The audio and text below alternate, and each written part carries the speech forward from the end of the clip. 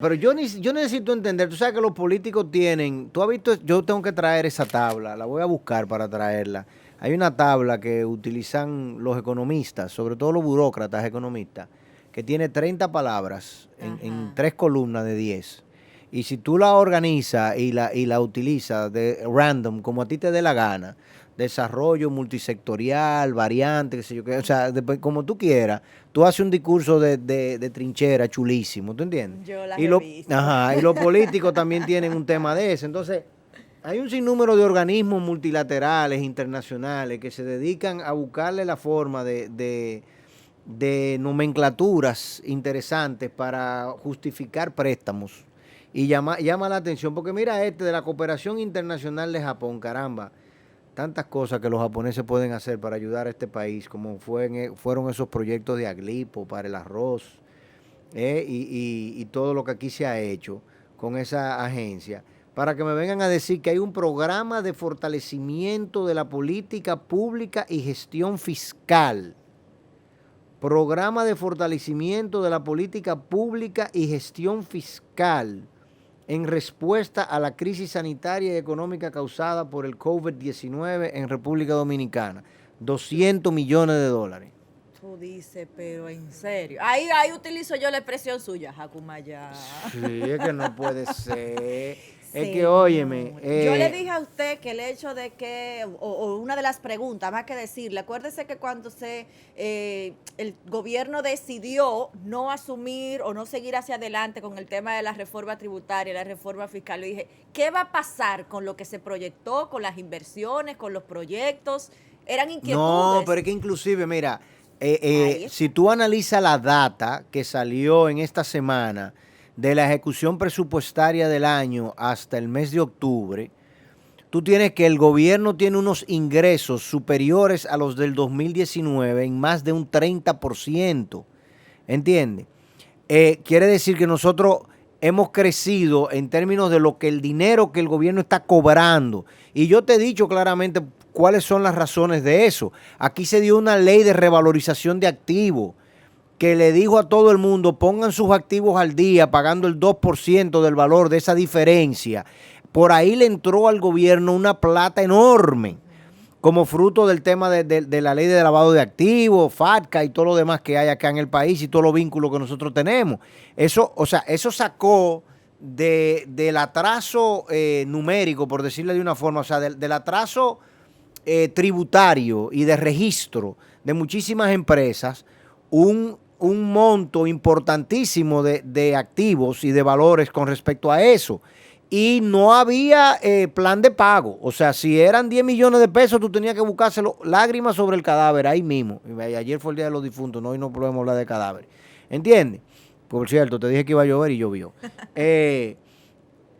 Primero, la ley de revalorización de activos. Luego se dio una amnistía fiscal también en el medio de este proceso. Todo eso este año. Y para colmo, el gobierno no ejecuta. Porque aquí anuncios de obra pública tenemos mucho. Al punto que ya hay algunos comentaristas que están diciendo, óyeme, ya no queremos más escuchar el anuncio del ministro de Obra Pública diciendo cómo él está gastando 400 millones de pesos. Hermano, 400 millones de pesos. Eso no es. Esos son 8 millones de dólares. Aquí vivimos 11 millones de habitantes. Esta es una economía que mueve 90.000 millones de dólares. ¿Qué tú me estás hablando de 8 millones de dólares? No, déjate de Un relajo. poquitico. Deja el cuento. Exactamente. Lo que pasa, a ti esa cifra a veces te ponen grande, pero cuando para nivel de Estado eso no es dinero. Claro. Eso no es dinero. Entonces no me hable de 4 millones de dólares, de 8 millones de dólares, como que esa es la gran inversión y tenemos que gastar 100 millones de pesos promoviéndolo y publicitándolo. La realidad es que el gobierno tiene un atraso en la ejecución presupuestaria que ellos plantearon. Una ejecución presupuestaria en términos de atraso en respecto a la inversión pública enorme de más de 30.000 millones de pesos y una inversión pública que era en base a un presupuesto que no es el actual. Correcto. Porque el presupuesto que se ha ejecutado durante este año tiene unos ingresos muy superiores a los planteados. Tiene una tasa de cambio muy inferior a la presupuestada. La proyectada claro. era 64 por 1. Tú me dirás, bueno, el precio de los combustibles sí es más alto. Sí, es verdad, el precio de los combustibles, el petróleo está más alto, pero no está más alto ni siquiera en un 20%. y mucho menos a lo largo de todo el año. Y la factura eléctrica ya se le encaquetaron a todo el mundo a partir de este mes. Ahí hay una reforma fiscal disfrazada. Entonces, no es por ahí el problema. Para que tú me vengas a justificar 200 millones de dólares y para lo que quieren llevar la cifra, y quizá el ministro de Obras Públicas ahora sí puede dar esta cifra, son 11,000 millones de pesos en ese pretamito para fortalecimiento de la política pública y gestión fiscal. ¿Cómo para fortalecimiento de la política pública? What does that mean? O sea, ¿cómo yo como eso? Mira, yo estudié economía, pero yo no entiendo. Eso le iba a decir, si usted no lo puede explicar. Fortalecimiento de la política pública. O sea, eso quiere decir que vamos a comprar nuevo software para que la oficina de presupuesto, el señor de presupuesto que dice que digo, donde digo Diego, y después tiene que estar retractándose, y muchísima gente dándole para atrás lo que él dijo. Este es un gobierno que, tú sabes la bicicleta que tienen freno de torpedo, sí. ¡Pa! Que cuando tú le das para atrás, ¡uah! Se frenan. Esta no, esta camina para atrás, esta es de circo, esto es un monociclo, ¿cómo que se llaman? Lo del circo, sí, que el tipo camina para adelante y camina para atrás, porque es una chicharra condenada que tenemos. No, esto no se entiende. 200 millones de dólares adicionales, cuando ya hace 2 semanas 113 millones y 80 millones, o sea, 200 millones adicionales la semana pasada, hace 2 semanas. O sea que en 30 días el ayuntamiento, el Congreso lleva 500 millones de dólares.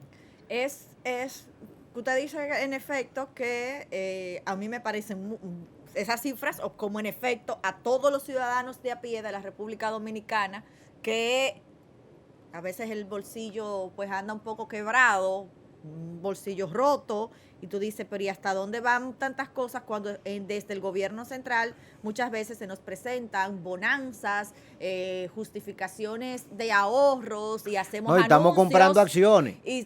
Bueno, ese es otro punto. 122 millones de dólares va a gastar el Estado Dominicano comprando acciones al Banco Centroamericano de Integración Económica. Explíqueme eso también, por favor. Por favor. O sea, nosotros vamos a capitalizar ese banco con 122 millones de dólares. Estamos cogiendo 200 millones para fortalecer el proceso fiscal. Invertimos por otro lado. 122 millones. Y ya el gobierno previamente había adquirido 25.600 acciones. Estos son nada más 12,000. 122 millones, 12,000. O sea que, en definitiva, si yo extrapolo, ya el gobierno dominicano ha invertido 370 millones de dólares. 370 millones de dólares hemos invertido en ser accionista del Banco Centroamericano de Integración Económica.